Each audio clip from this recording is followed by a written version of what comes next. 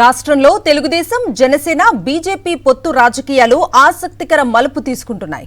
పైకి మూడు పార్టీలు కలిసే ఉన్నప్పటికీ లోలోన మాత్రం టీడీపీ తమను పెద్దగా పట్టించుకోవటం లేదని రుసరుసలాడుతున్నాయి. కూటమి కట్టకపోతే అధికారంలోకి వచ్చే వారమే కాదని, ఈ పరిస్థితుల్లో అందరం కలిసి అధికారం చేపట్టినప్పుడు ప్రాధాన్యత కూడా అలానే ఉండాలని జనసేన బీజేపీలో చర్చ జరుగుతోంది. రాష్ట్రంలో తెలుగుదేశం పార్టీ గతంలో ఇతర చిన్న పార్టీలతో పొత్తు పెట్టుకున్నప్పుడు పూర్తి పెద్దన్న హోదాలో ఏకఛత్రాధిపత్యంగా వ్యవహరించిన, మిత్రపక్ష చిన్న పార్టీలను అనగదొక్కేలా వ్యవహరించిన, పెద్దగా పట్టించుకోని పరిస్థితులు ఉండేవి. ఇప్పుడు కేవలం 19 నెలల పాలనలోనే తెలుగుదేశం పార్టీ ఒంటెద్దు పోకడలను మిత్రపక్ష జనసేన బీజేపీ నేతలు తప్పుబట్టే పరిస్థితి వచ్చింది. సీఎం చంద్రబాబు కేవలం ఒక్క కులానికే పెద్దపీట వేయడాన్ని ఆదివారం తిరుపతిలో జరిగిన బీజేపీ నేతల సమావేశంలో ఆ పార్టీ ఎమ్మెల్యే ఆదినారాయణ రెడ్డి తప్పుబట్టారు. రాష్ట్రంలో ప్రభుత్వ పాలన ఎలా ఉందంటే కమ్మగా ఉందని చెప్పారు. పైగా కమ్మగా అంటే తాను ప్రత్యేకించి చెప్పనక్కర్లేదని సమావేశంలో ఉన్నవారికి అర్థమై ఉంటుందన్నారు. ఆ కమ్మతో పాటే మనమందరం ఉన్నామని చెప్పారు. ఒక కులం మతం అని కాదు, ఎవరు గట్టిగా పనిచేస్తారో వారికి అవకాశం ఇవ్వాలన్నారు. ఈ వ్యాఖ్యలు రాజకీయ వర్గాల్లో చర్చనీయాంశమయ్యాయి. ఇప్పుడే అడిగినాడు, అన్న ఎట్లుంది అని ప్రభుత్వం పైన పాలన అని. నేను గజ్జల మల్లారెడ్డి గారు ఇప్పుడు 83 అధికార పార్టీ ఎన్టీ రామారావు గారు ఉన్నప్పుడు ఎట్లుంది అంటే ఆయన చెప్పినాడు బాగా కమ్మగా ఉందని. ఇప్పుడు కూడా ఇంకా కమ్మగానే ఉంది. అట్లే అది పోవాలా, కమ్మటి పరిస్థితి పోవాలా అంటే మీకు అర్థం ఏంటది అది కమ్మగా ఉండడం అంటే. ఆ కమ్మతో పాటు అందరం ఉన్నాము ఇక్కడ కులాలు మతాలు కాదు. ఇప్పుడు లడ్డు పైన ఇక్కడ జరుగుతుంది లడ్డు సంఘటన తిరుపతిది.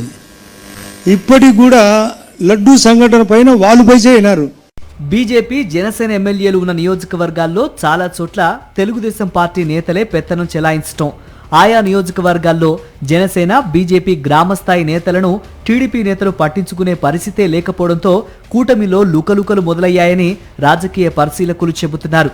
ఇటీవల జనసేన ప్రధాన కార్యదర్శిగా పనిచేస్తూ రాజీనామా చేసిన బొలిశెట్టి సత్యనారాయణ కూడా కూటమి పార్టీల మధ్య నామినేటెడ్ పదవుల పంపకం విషయంలో తీవ్ర అసంతృప్తి వ్యక్తం చేసిన విషయం తెలిసిందే. పదవులు ఇచ్చే వారి పేరు పక్కన జనసేన నేత అని పెట్టారు తప్ప వాళ్ళు జనసేన పార్టీ కోసం ఎప్పుడూ పనిచేసిన వారు కాదంటూ బొలిశెట్టి వాపోయిన విషయం తెలిసిందే.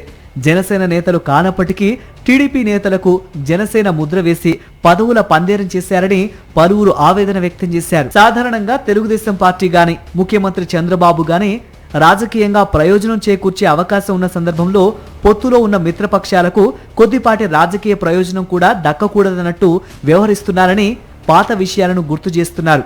అలాంటిది తిరుమల లడ్డు వ్యవహారంలో చంద్రబాబు గతంలో తాను చేసిన వ్యాఖ్యలకు భిన్నంగా సుప్రీంకోర్టు ఏర్పాటు చేసిన సిబిఐ సిట్ ఛార్జ్షీట్ దాఖలు చేయడంతో ఈ వ్యవహారంలో బీజేపీని బలవంతంగా భాగస్వామిని చేసేందుకు ప్రయత్నిస్తున్నారని బీజేపీలో చర్చ సాగుతోంది.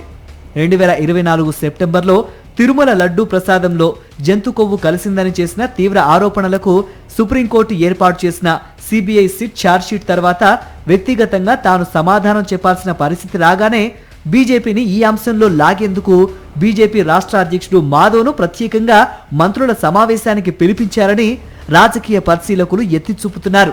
ఉమ్మడి కార్యాచరణ అంటూ చంద్రబాబు తన పాపాన్ని అందరి మీదకు తోసే ప్రయత్నం చేస్తున్నారని తప్పుబడుతున్నారు. నామినేటెడ్ పదవులు, అధికారానికి సంబంధించిన విషయాల్లో మాత్రం దూరం పెడుతున్నారని ఆగ్రహం వ్యక్తం చేస్తున్నారు.